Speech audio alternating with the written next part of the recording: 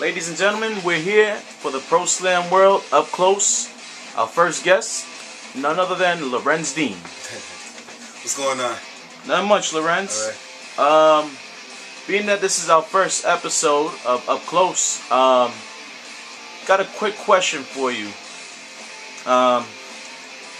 What made you join the sport of professional wrestling? Well, basically, I've always been a fan of pro wrestling since I was at the age of 6, as far as I can remember. You know, I remember guys watching like Jimmy Superfly Snuka, Hulk Hogan, King Kong Bundy, you name it, Macho Man, Randy Savage. You know, I'm an 80s baby. You know, well, I wasn't born in the 80s, but you know, I'm an 80s baby.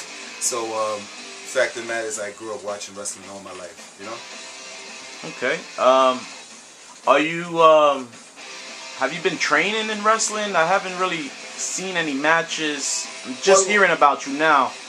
Tell me a little bit more about that. You know, I'm doing what I'm doing right now. The first match that I had with Amazing Red, you gotta keep in mind, that was my very first professional match ever. You know, very first match anywhere. I never stepped foot in the ring. See, that's where a lot of people get it twisted. They always say, "Oh, Larenz Dean thinks that he's a professional wrestler." I never said I'm a professional wrestler. I always said I'm a gifted athlete. There's a big difference. That means you're pretty good at everything. You know, you're pretty decent at a little bit of everything. You get what I'm saying? So by people saying that I can't wrestle and this and that, that just shows that the fans are not paying attention to what I'm saying.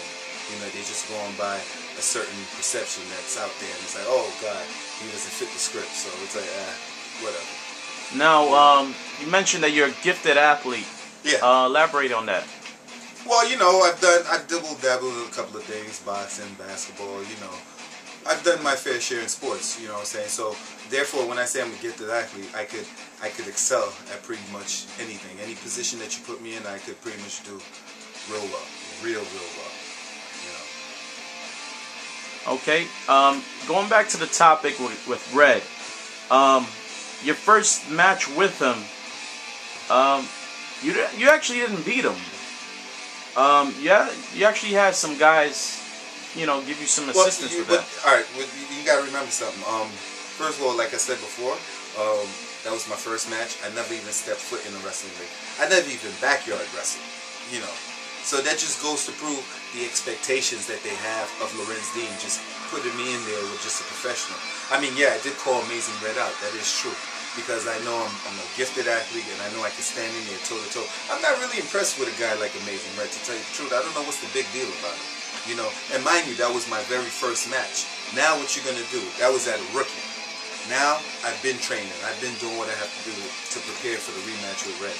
And that's what we hear all about, talking about the rematch with Red. It's a total different Larenz Dean show from when you stepped in.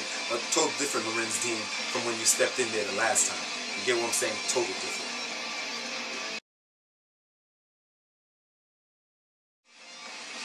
So Larenz Dean, you walk around demanding respect. At least that's what I'm getting from you.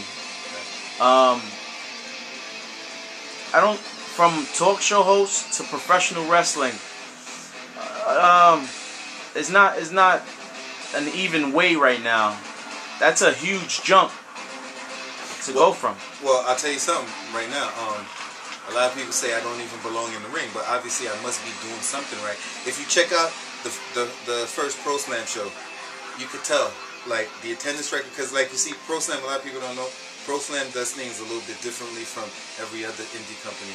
What it is, they actually set up a big major purse for the guys that's involved in the main event and the sub-main event. So it's like, these guys are the ones that's drawing the most.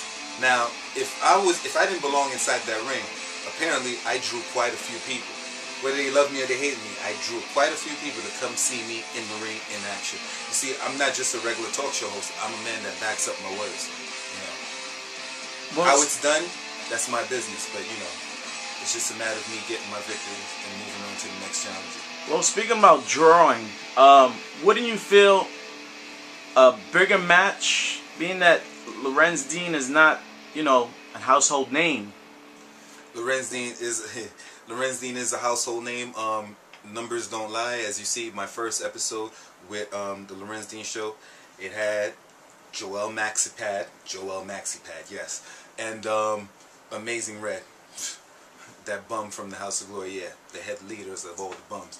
And if you've seen the numbers that was put up there as far as for the very first debut of the Larenz Dean show, a lot of guys said, oh yeah, Amazing Red could have gone on the show with a broomstick and he would have had, I would have had the same amount of numbers. But the thing is, look what happened after that. Look at all the other guys that I made stars that wasn't even known in the wrestling business. You get what I'm saying? As soon as they went to the Larenz Dean show, bam, known right away.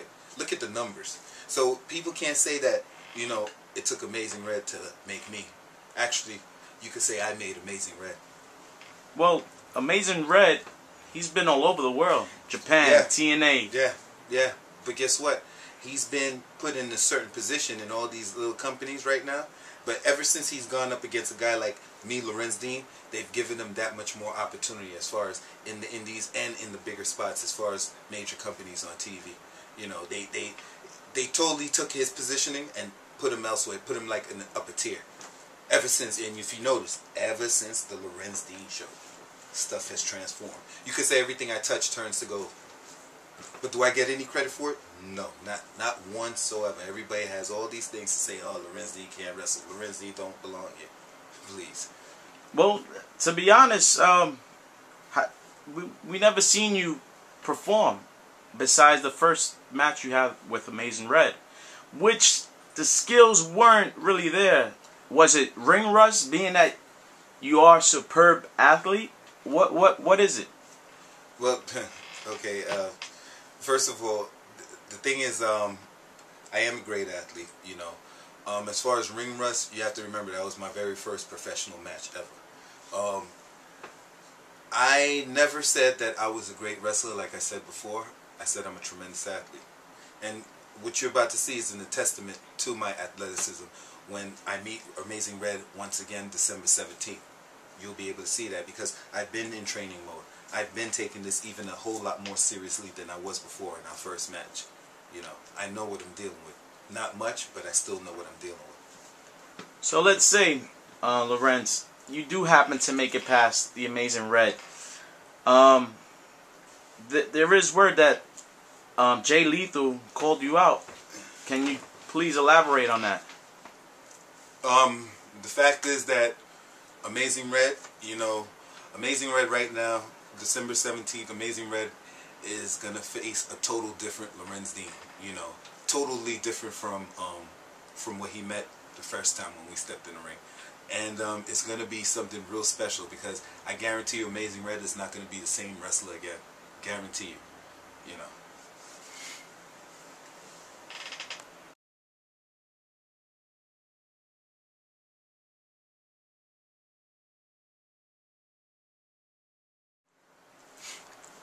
So Larenz Dean, we got the Super Show, December 17th, your big rematch against the Amazing Red. That's right, that's right. Any last comments for your opponent come December 17th? Well, December 17th at the ProSlamWorld show, Amazing Red, after December 17th, they're going to call me Visine because I'm going to take the red out.